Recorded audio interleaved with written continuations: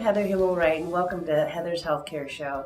And today we wanted to talk about a little bit about medical drones. I know we mentioned it a few weeks ago, but we really wanted to show you a couple ways in 2018 that we think medical drones are making a difference and helping to save lives and keep people safe.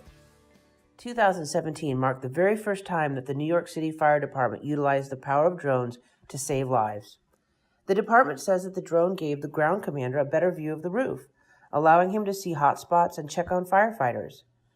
The FDNY isn't the only fire department turning to drones for help. According to the drone industry leader Dronefly, 69 out of the 347 public agencies to purchase drones between 2009 and 2017 were fire departments. Another example of creative drone technology application comes to us from Other Lab, a San Francisco robotics company that is developing a biodegradable drone.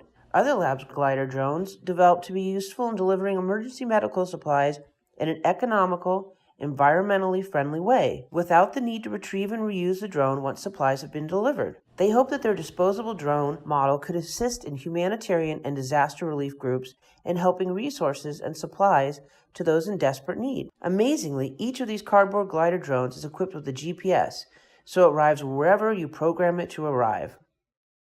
Thank you so much for joining the Heather's Healthcare Show, and we look forward to seeing you next time.